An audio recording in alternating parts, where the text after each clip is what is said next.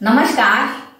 आज हम पेट के सभी अंगों को प्रभावित करने वाले आसन के बारे में जानेंगे, जिसे अर्ध मत्स्येंद्र आसन कहा जाता है। अगर इसका हम संधि विच्छेद करते हैं तो अर्ध प्लस मत्स्य प्लस इंद्र प्लस आसन बनता है। इंद्र और मत्स्य आने के कारण इसे half Lord of fishes pose भी कहा जाता है। मत्स्य अर्थात मछली शब्द आने के कारण इसे हाफ फिश पोज भी कहा जाता है। वास्तव में इसका नाम योग गुरु मत्स्येंद्र के नाम से रखा गया है। आज हम इस आसन का अभ्यास करते हैं। इस आसन का अभ्यास करते हुए हम दाईं तरफ और बाईं तरफ अपने पेट कमर के इस भाग से टर्न करते हैं। आसन करने में आसानी हो इसलिए पहले हम छोटी छोटी एक्सरसाइज कर लेते हैं। इसको सही प्रकार से करने के लिए हमें अपने कमर के इस भाग को फ्लेक्सिबल बनाना जरूरी है। इसके लिए हम खड़े होकर कटी चक्र आसन भी कर सकते हैं, जो हम इस प्रकार से करते हैं। पूरा पीछे घूमते हैं और इस तरफ भी पूरा पीछे घूमते हैं, तो ये भाग घूमने से यहाँ की फ्लेक्सिबिलिटी बढ़ती है। कटी चक्र आसन का लिंक मैं वीडियो में नीचे दे दूंगी, आप वहां से देखकर कर सकते हैं। या सूक्ष्म क्रिया करने के लिए हम अपने भुजाओं को इस तरह रख के कमर के पूरे भाग से इधर ट्विस्ट करेंगे ऐसे, और फिर इधर से ट्विस्ट करेंगे ऐसे ऐसे 10 टाइम्स बोथ ऑफ साइड। हम ऐसे ट्विस्ट करते जाएंगे और इस तरह से हमारे कमर का ये भाग फ्लेक्सिबल बनेगा। हमें अपने थाइस और हिप्स के इन भाग को भी फ्लेक्सिबल करने की जरूरत पड़ती है इस आसन का अभ्यास करने के लिए। इसके लिए भी हम एक छोटी सी एक्सरसाइज करके देखेंगे।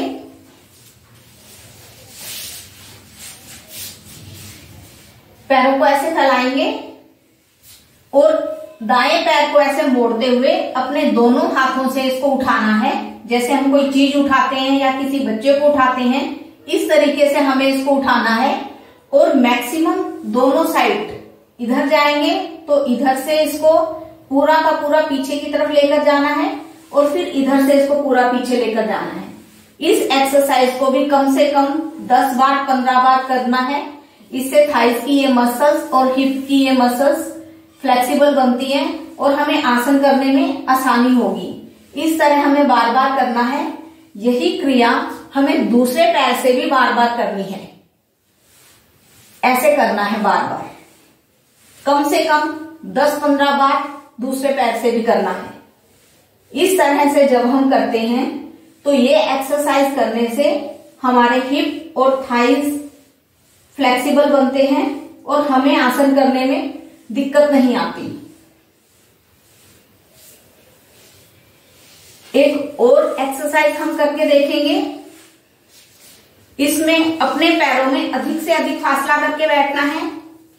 ऐसे करके बैठेंगे। ऐसे करके बैठने से थाइस की ये मसल्स पूरा खुलती हैं। अपने हाथों को आगे रखेंगे और धीरे धीरे आगे जाने का प्रयास करेंगे। इस तरह से जब पूरा हम आगे पहुंच जाएं, फिर अपनी कोहनियों को धीरे धीरे नीचे लगाएंगे।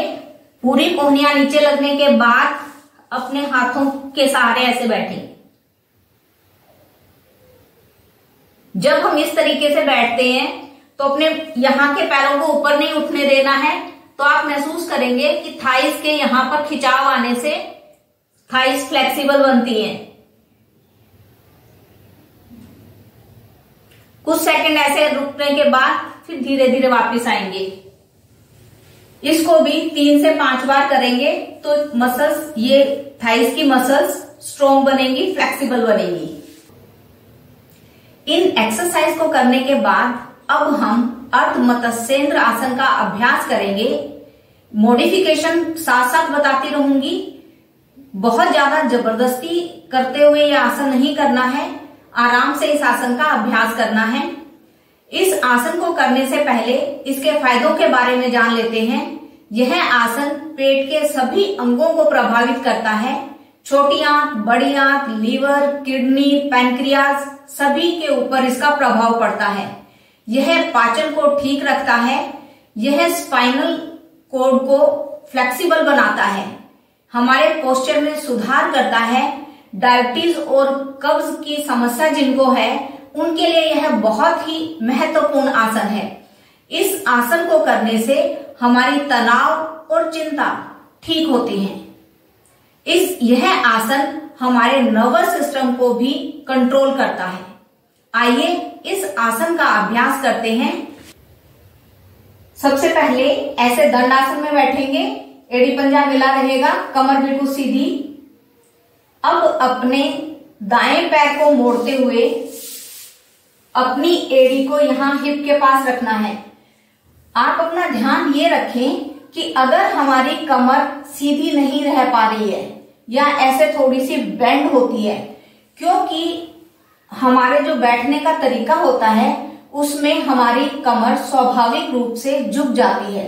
अगर हम सीधी कमर करके बैठते हैं और फिर भी अगर सीधी नहीं हो पाती है तो आप अपने हिप्स के नीचे कोई चीज रख सकते हैं, कोई कुशन रख सकते हैं या कोई और चीज आप रख सकते हैं। अगर हमारे हिप्स थोड़े से ऐसे ऊपर हो जाएंगे तो हमारी कमर सीधी रहेगी। सबसे पहले इस पैर को मोड़ेंगे, हिप के पास रखना है, हिप के नीचे ऐसे दबाकर नहीं बैठना है, हिप के पास एड़ी को रखना है। अब बाएं पैर को मोड़ते हुए इस पैर को अपने घुटने की तरफ ऐसे रखना है, सीधा, हमारा तलवा जमीन पर सीधा लगे रहेगा। अब हमें अपनी कमर के इस भाग से बाईं तरफ घूमना है। इसके लिए हम पहले अपने घुटने को ऐसे पकड़कर रखेंगे, अपने सीने के साथ लगाकर अपने इस हाथ को ऊपर करेंगे और धीरे धीरे यहां पीछे रखेंगे। पूरी पाम जमीन पर टिकी हुई हो, ना अधिक दूर रखें और ना बहुत नजदीक। अगर हम इसको बहुत नजदीक रखेंगे तो हमारे शरीर का भार हमारे इस हाथ के ऊपर पड़ेगा, तो इसलिए इसको बीच में रखना है। अब दूसरे हाथ से इस तरह कोहनी से अपने घुटने को दबाते हुए थोड़ा सा पीछे करना है और अपने पेट के कमर के भाग से धीरे धीरे साइड पर घूमना है। इस तरह पूरा सीना खुला हुआ रहेगा, ऐसे दबाकर नहीं बैठना है। पूरा सीना, जब हमारा सीना खुला हुआ होता है तो फेफड़ों में सांस लेने की क्षमता भी बढ़ती है, और जब हम पूरा इस तरह घूम के बैठेंगे तो हमारे पेट के अंगों के ऊपर अधिक से अधिक प्रभाव पड़ पाएगा।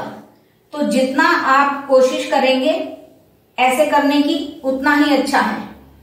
पूरा हाथ ऐसे दबाते हुए अपने घुटने को कमर के भाग से पीछे मुड़ेंगे, इस तरह। पूरा पीछे मुड़ने के बाद आप अपने इस हाथ को जहां आराम से रख सकते हैं वहां पर रखें। देखें, ऐसे घुटने को दबाते हुए इस हाथ से आप यहां रख सकते हैं, इस घुटने पर रख सकते हैं या इस पैर को ऐसे पकड़ सकते हैं। जहां आपको कंफर्टेबल हो आप अपने इस हाथ का प्रयोग वहीं पर करें। धीरे धीरे वापस आएंगे।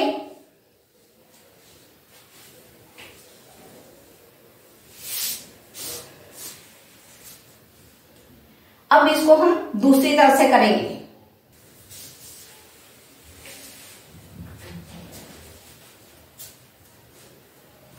इस तरह पैर को पूरा यहां पर हमें ऐसे रखना है, ऐसे नहीं करके रखना, पूरे पैर को इस तरीके से रखना है। इसी तरह हम अपने इस हाथ को पीछे रखेंगे। अब बाएं हाथ को ऊपर से लाते हुए अपने घुटने को दबाते हुए पूरा पीछे घूम जाएंगे। कुछ सेकंड यहां रुकेंगे।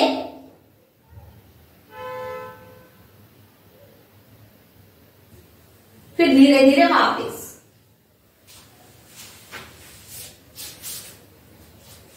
वापस आने के बाद दंडासन में विश्राम करेंगे।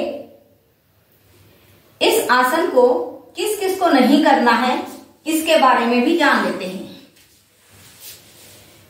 जिन्हें बैक पेन की समस्या हो उन्हें इस आसन का अभ्यास बिल्कुल भी नहीं करना है।